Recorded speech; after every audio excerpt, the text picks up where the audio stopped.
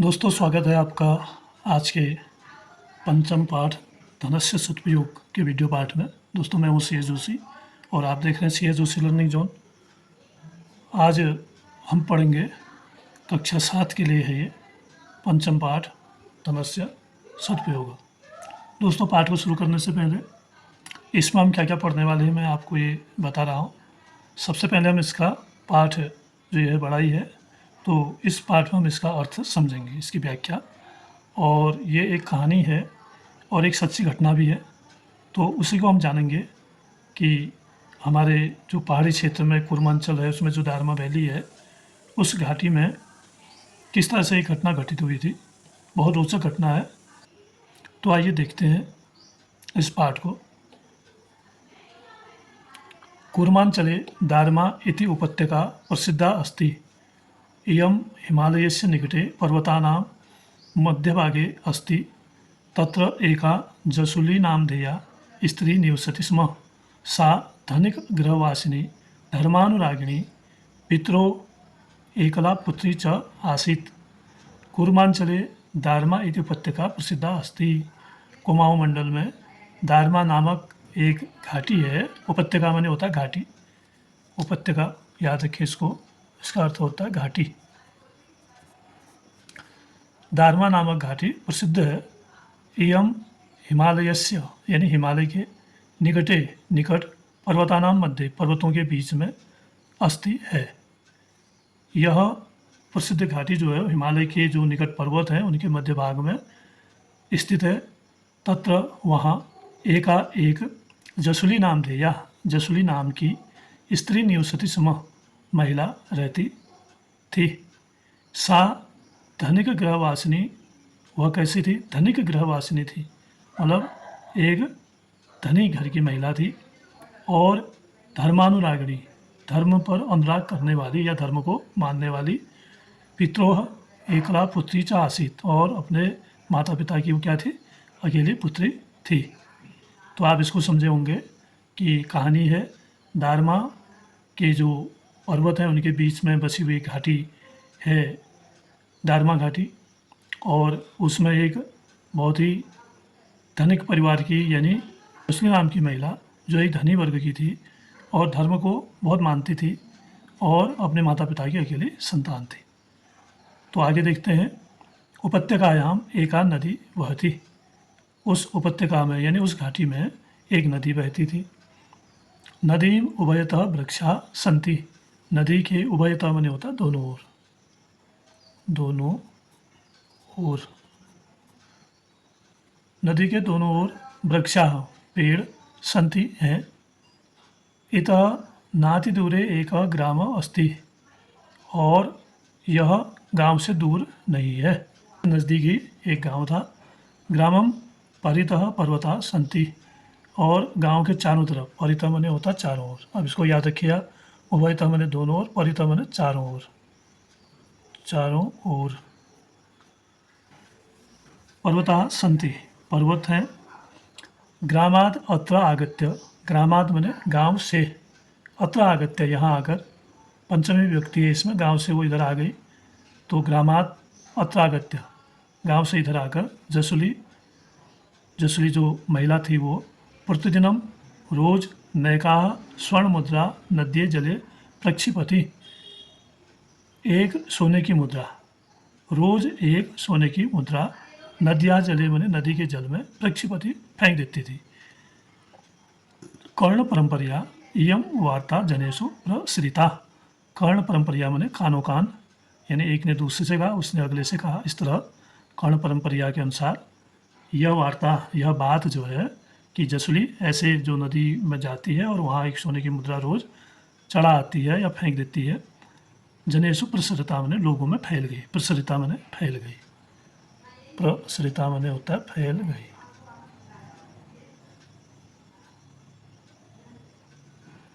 फैलना ही था क्योंकि सोने की मुद्रा नदी में फेंक रही थी। तो आगे देखते हैं। अथ कदा कुर्मांचलस्य आयुक्तः, तभी जब किसने सुना? कुर्मांचलस्य आयुक्त, कुमाऊं के कमिश्नर, आयुक्त कहते हैं कमिश्नर को, जो मंडल का सबसे बड़ा अधिकारी होता है, तो कुमाऊं मंडल का सबसे बड़ा अधिकारी जो था उन दिनों हेनरी रेमजे था, क्योंकि अंग्रेजी शासन के समय की बात है। तो तभी कुमाऊं के आयुक्त हेनरी रेमजे महोदयः महाशय ने जसुलीम दृष्टम तत्र अगच्छत, जसुली को देखने के लिए, यानी उस महान महिला को देखने के लिए, या उसके धन का जो प्रयोग हो रहा था उसको समझने के लिए उन्होंने उसको देखने की इच्छा प्रकट की या वहाँ गए। जसुलीम दृष्टम तत्र अगच्छत, जसुली को देखने के लिए या उससे मिलने के लिए वहाँ गए। तदानीं सा नद्याः जले मुद्राणाम प्रक्षेपणम करोति स्म, तभी वह नदी के जल में सोने की मुद्रा फेंक रही थी। तदा रेमजे कथयति, तब रेमजे ने कहा, देवी का असि त्वम, आप कौन हो? एवं नद्याम किम करोति, और इस नदी के किनारे क्या करती हो? सा कथयत, उसने कहा, अहम जसुली अस्मि, मेरा नाम जसुली है या मैं जसुली हूँ।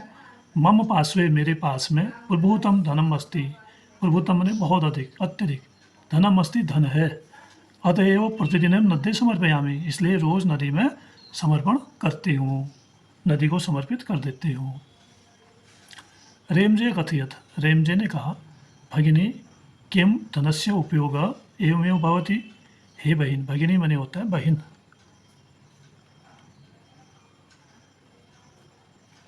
रेमजे ने कहा, भगिनी, हे बहन, किम धनस्य उपयोग एवमेव भवति, क्या धन का उपयोग ऐसा ही होता है या धन का उपयोग ऐसा ही करते हैं?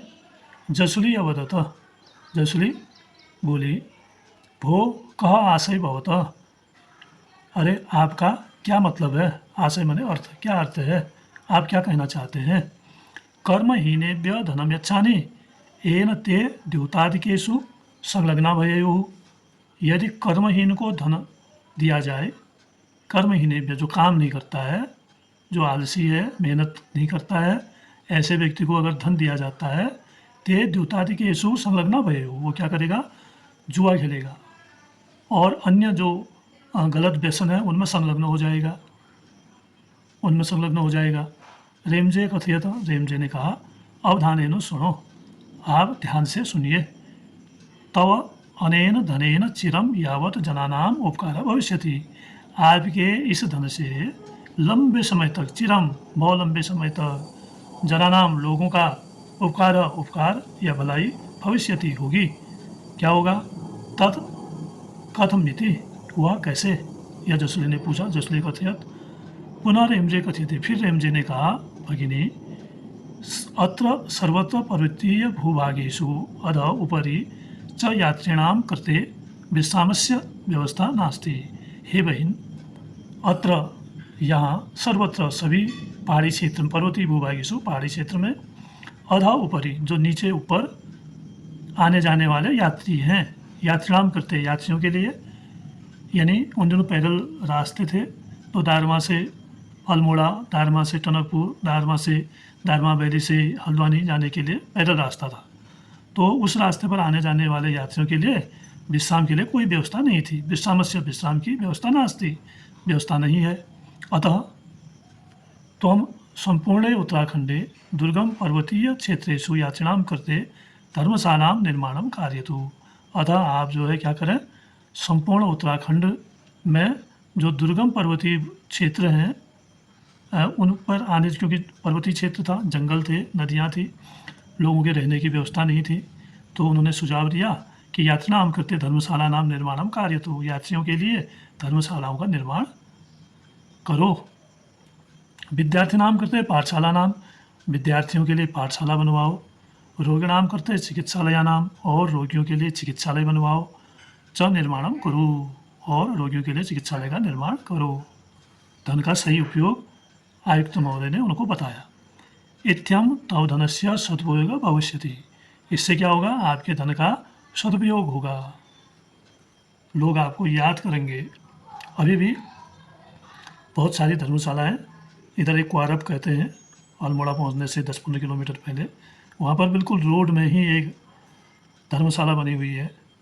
उसके बाद भी आगे भी कई जगह धर्मशालाएँ हैं, कई का जीर्णोद्धार हो गया है, तो अभी भी आपको ये धर्मशाला देखने को वहाँ पर मिल सकती है क्वारब के क्षेत्र में। भो भ्रातः सुष्टुक्तम भवता, हे भाई, आप सही कहते हैं, यानी आपका कहना सही है।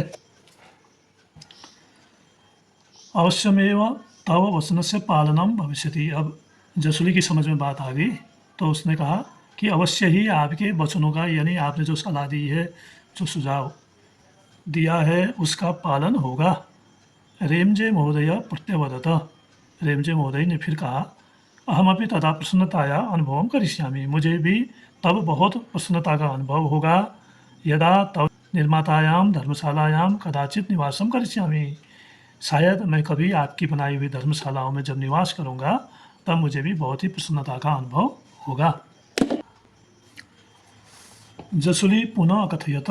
जसुली ने फिर कहा, नूनम भविष्यति, अवश्य होगा।